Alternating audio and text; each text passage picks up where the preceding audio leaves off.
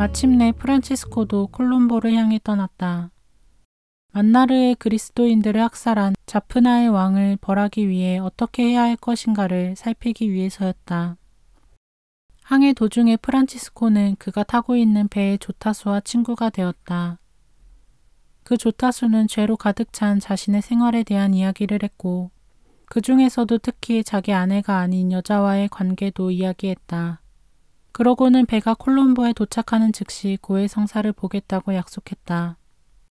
그러나 배가 콜롬보에 도착했을 때 그는 프란치스코를 피하려고 했었다. 하루는 프란치스코가 늘 하던 대로 침묵 중에 하느님과 만나기 위해 해변가를 거닐고 있다가 그를 만나게 되었다. 피할 수가 없게 된 조타수는 더듬거리면서 언제 자신의 고해를 들을 수 있겠느냐고 물었다. 프란치스코가 당장 할 수 있다고 하여 둘은 가까이에 있는 성당으로 들어갔다. 조타수는 참회의 눈물을 한없이 흘리면서 고해성사를 보았다. 그 이후로 그는 죄를 끊어버리고 그리스도인다운 생활을 하게 되었다. 콜롬보에서부터 프란치스코는 파라바스 사람들이 진주를 따러와 있는 섬의 북쪽 해안으로 걸어서 갔다. 그들은 벌써 자프냐의 왕을 처벌할 준비가 되어 있었고 9월로 예정된 두 번째 고기잡이 행사 동안에 하기로 되어 있었다. 그 위에 또 다른 어려움이 생겼는데 그것은 자프냐의 왕이 자기 지역 해안으로 들어온 포르투갈 배를 압수한 사건이었다. 당시 인도의 왕들은 그렇게 하는 것이 보통이었고 그 배를 도로 찾기 위해서는 지사가 나서야 했다. 그런 상황에서 어떤 모양으로든지 왕을 공격한다는 것은 아주 현명하지 못한 처사였다. 이런 일이 있는 동안에 프란치스코는 시간을 낭비하지 않고 또한 성주간을 지내기 위해서 산 토마로 가서 사도 토마스에게 기도하기로 결정했다. 그는 상황이 이처럼 복잡하고 미묘한 때에 자신이 마카사르로 가는 것이 하느님의 뜻인지를 알게 해달라고 사도 토마스의 도움을 청하고 싶었던 것이다. 기도에 대한 응답은 곧 나타났다. 프란치스코는 1545년 5월 8일에 고아에 있는 친구에게 이런 편지를 썼다. 이 성스러운 집에서 나는 하느님께 기도하는 것을 나의 의무로 알고 전념했습니다. 나는 주님의 뜻을 따르겠다는 굳은 결심을 가지고 나에게 주 하느님의 가장 거룩한 뜻이 무엇인지를 알려주십사고 간절히 기도했습니다. 이 기도가 나를 언제나 자비로이 살펴주시는 하느님을 기쁘게 해드린 모양입니다. 커다란 내적 위로와 함께 나는 내가 말라카로 가는 것이 주님의 뜻이라고 느끼고 알게 되었습니다. 말라카에는 최근에 그리스도인이 된 사람들이 있어서 그들에게 우리의 진리와 신앙에 대해 가르쳐주고 용기를 주어야 하겠기 때문이었습니다. 말라카로 갈 배들이 8월에 몬순을 기다리고 있기에 나는 8월 말에는 말라카로 가게 되기를 바라고 있습니다. 이러한 결정을 하기 위해 프란치스코는 낮 동안에는 성당 안에서 기도로 많은 시간을 보냈고 밤에는 총대리 신부가 침실로 간 후에 성당 가까이에 있는 작은 방, 일종의 창고와 같은 방으로 가서 자신에게 편퇴를 했다. 어느 날 밤 총대리는 프란치스코에게 혼자서는 정원을 지나가지 말라고 했다. 그곳에는 마귀가 있기 때문에 그가 해를 입을 것이라고 생각한 것이다. 그러고는 하인을 한 사람 딸려보냈다. 프란치스코가 창고 같은 방에서 기도하는 동안 그 하인은 문 밖에서 잠을 잤다. 그런데 하인은 갑자기 프란치스코의 큰 목소리를 듣고 잠에서 깨어났다. 하인은 편퇴하는 소리와 함께 프란치스코가 계속해서 성모님께 성모님 지금 저를 도와주시지 않겠습니까? 하고 애원하는 소리를 들었다. 다음 날 아침에 프란치스코는 일어날 수가 없었다. 총대리가 하인이 그날 밤에 들은 소리가 무엇이었는지 물었을 때 프란치스코는 얼굴을 붉히고 웃기만 하면서 아무 대답도 하지 않았다. 이로 인해서 마귀가 프란치스코에게 채찍질을 했다는 소문이 났다. 그러나 사실은 프란치스코가 자기 몸에 채찍질을 하면서 열정으로 가득 차서 성모 마리아께 기도를 하고 있었던 것이다. 프란치스코는 나머지 몇 달 동안은 성 토마스의 무덤에서 지냈다. 이 기간 동안에 프란치스코는 영적으로도 육적으로도 많은 은혜를 받았다. 그러는 동안에도 프란치스코는 총대리를 도와서 그의 양떼를 돌보아 주었다. 프란치스코가 산토마 사람들의 각별한 사랑을 받게 된 사건이 있었는데 그것은 심하게 앓고 있던 4살 배기 여자아이를 낳게 해준 것이었다. 나흘 동안 그 여자아이는 말을 못하면서 앓고 있었고 가족들은 모두 가망이 없다고 단념하고 있었다. 갑자기 창문 너머로 프란치스코가 오는 것을 본 그 아이의 어머니가 그에게 집 안으로 들어와 달라고 간청했다. 그는 그 여자아이를 위해 성서 구절을 읽은 후 머리 위에 십자 표시를 했는데 그 아이는 즉시 완쾌되었던 것이다. 또한 사람들을 흥분시키고 이야깃거리가 된 것은 그 마을에서 유명했던 요한 발부도라는 사람의 회개였다. 그는 15년 이상 영성체를 한 적이 없었다.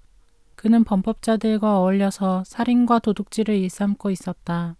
그러던 그가 며칠 동안 프란치스코를 만나면서 고해 성사를 보았고 마침내 영성체를 했던 것이다. 요한 드 에이로는 프란치스코의 지도로 피정을 한 후에 그리스도의 가난한 이로서 프란치스코를 따르기 위하여 자기의 배를 팔아서 그 돈을 가난한 사람들에게 주기로 결심했다. 그러나 마귀의 유혹을 받고 죄에 빠져서 자신의 결심을 깨뜨려 버렸다. 프란치스코에게는 한마디 말도 없이 배와 노예를 사가지고 떠나려 했다.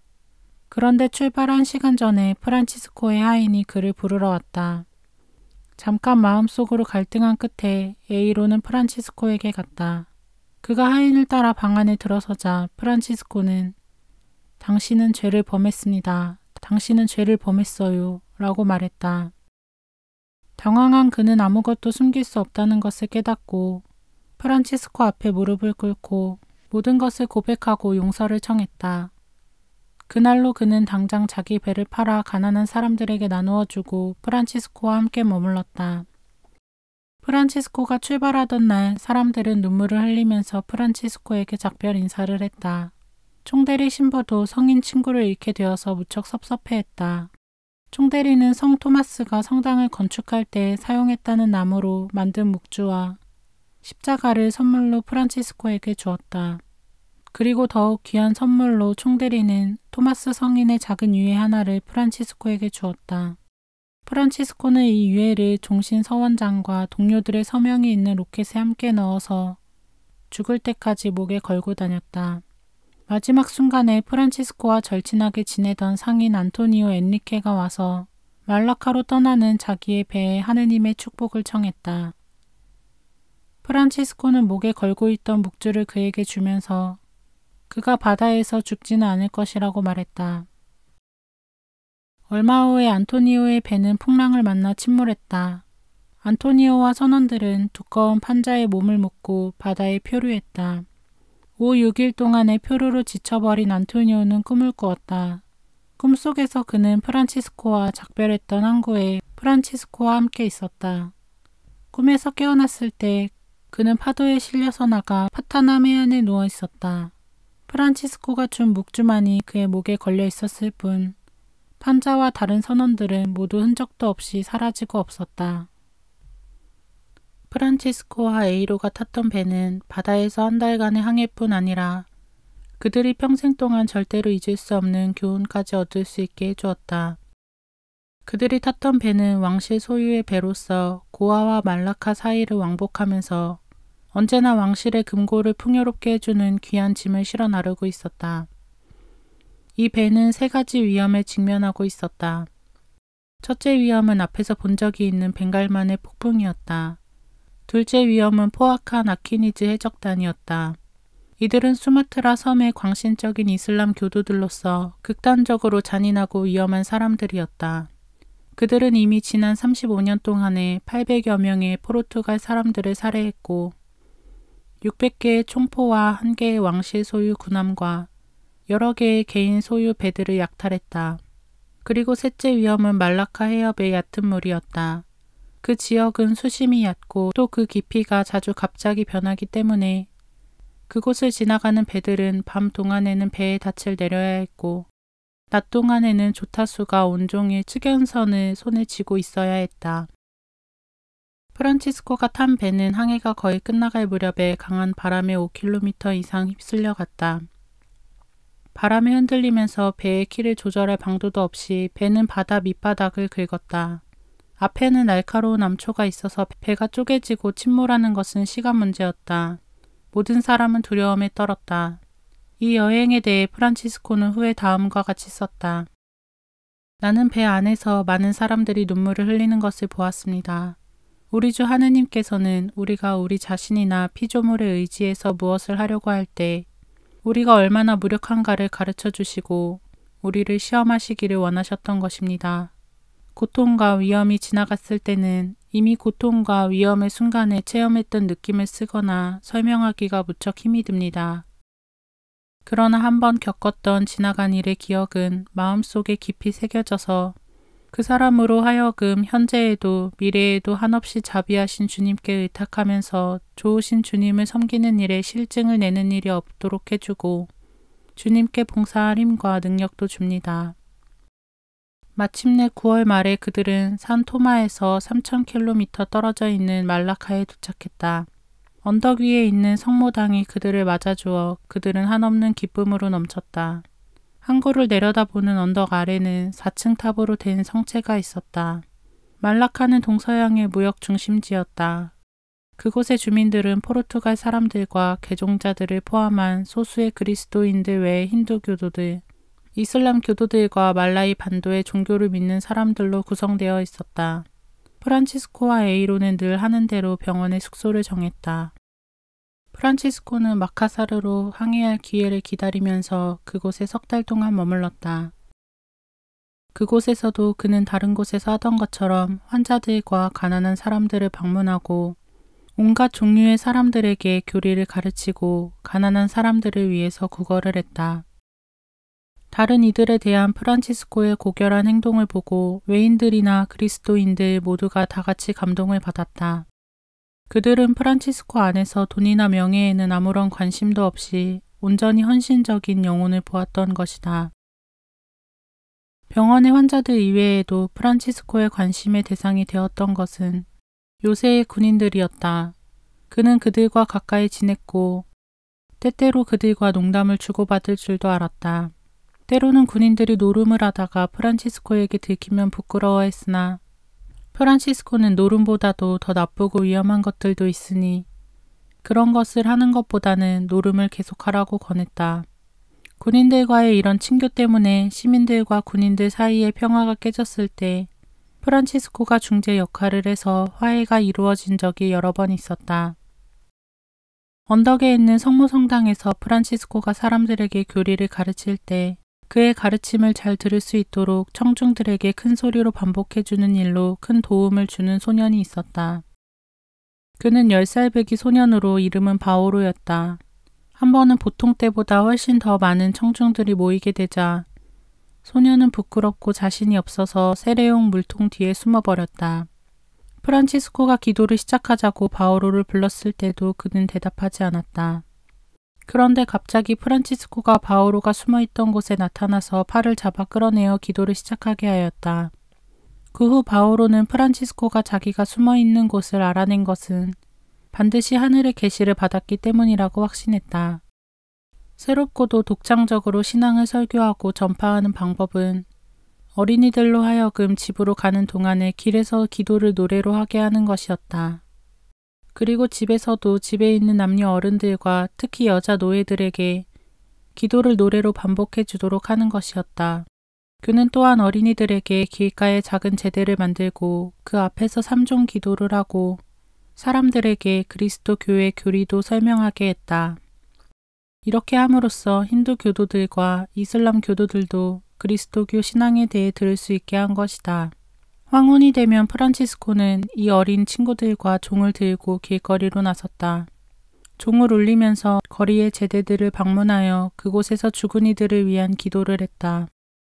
그러면 이것을 본 아이들은 프란치스코의 강복을 청하면서 앞으로 나서곤 했다.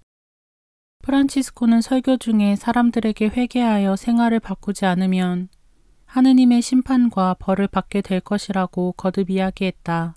그 후 1551년에 약탈과 전염병으로 고생하게 되자 사람들은 하느님께서 자기들에게 벌을 내리셨다는 것을 알게 되었다. 이와 동시에 프란치스코의 거룩한 생활과 사도직으로 점점 더 많은 사람들이 고해성사를 보러 오게 되자 그는 밤낮 없이 바쁘게 지냈다. 프란치스코는 어떤 사람이 죄에 빠져 나쁜 생활을 하고 교회에 나오지 않는 것을 알게 되면 일부러 그 사람의 집에 식사를 하러 가 그 집의 여인도 식탁에 함께 앉아 대화를 나누도록 했다. 그러면 쉽사리 이야기를 하게 되고 프란치스코는 결혼을 하도록 해결책을 제시하곤 했다. 그러면 대개는 혼인 성사를 받았고 문제가 해결되고나 했다. 한 번은 프란치스코에게 한 부유한 상인이 죄에 빠져서 자기 하녀와 함께 살고 있다는 보고가 들어왔다. 프란치스코는 길에서 그 상인을 만나게 되었을 때 당신만 빼고는 모든 사람들이 자기를 식사에 초대했다고 말했다. 그러고는 그 다음 일요일 미사를 마친 후에 그 사람의 집으로 식사를 하러 가겠다고 말했다. 그 집에 갔을 때 프란치스코는 그 여자를 식탁에 나오게 하여 자신이 직접 그 여자를 보았다.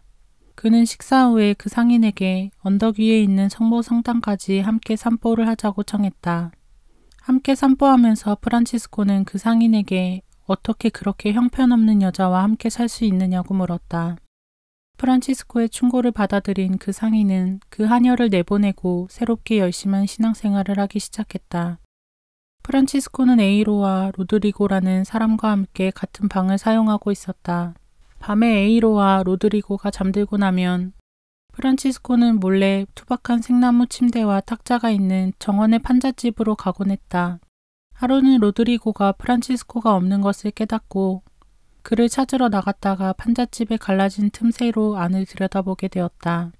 그는 프란치스코가 탁자 위에 놓인 십자고상 앞에서 양팔을 벌리고 기도하는 모습을 보았다.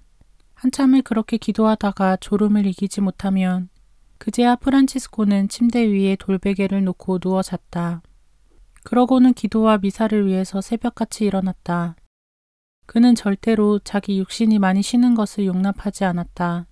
로드리고에게서 이야기를 듣고 이 사실을 알게 된 프란치스코의 친구들 몇 명은 여러 번 거룩한 사제 프란치스코의 기도하는 모습을 몰래 보러 갔었다. 또 한 번은 프란치스코가 마술사의 손에 걸려서 마귀 들린 소년에게서 마귀를 쫓아낸 적이 있었다. 프란치스코는 2시간 동안 소년 곁에서 기도한 후 그 소년을 위해 미사를 드렸다. 미사 후에 그 소년은 음식을 먹었는데 며칠 후에는 완전히 회복되었다. 이 일로 해서 상당수의 외인들과 유대인들이 신앙을 갖게 되었다. 말라카에 있는 동안 프란치스코가 열심히 했던 일들 중에 하나는 말라이어를 배우는 것이었다. 말라이어가 마사카르뿐 아니라 근방에 있는 다른 섬에서도 통용된다는 말을 들었기 때문이다. 전에 타밀어로 그렇게 했듯이 중요 기도문들과 기본 신조를 전문가들의 도움을 받아서 말라이어로 번역했다. 10월 말에 고아에서 온 배가 한 척 도착했는데 그 배는 유럽에서 오는 여러 통의 편지를 가지고 왔다. 그 중에는 프란치스코가 지극히 존경하는 영혼의 아버지 이냐시오가 보낸 것도 있었다. 2년 만에 이냐시오의 편지를 받아본 것이다.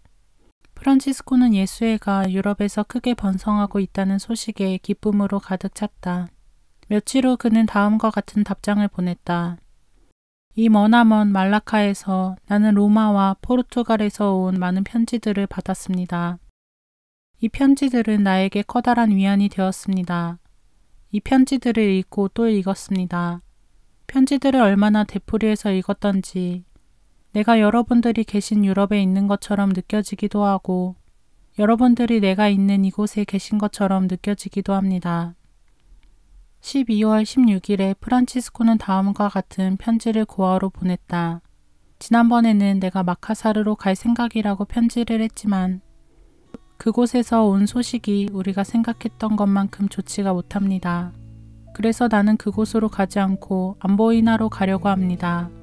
그곳에는 이미 그리스도인들이 많이 있고 앞으로도 더 많은 개종자들이 생길 것 같습니다.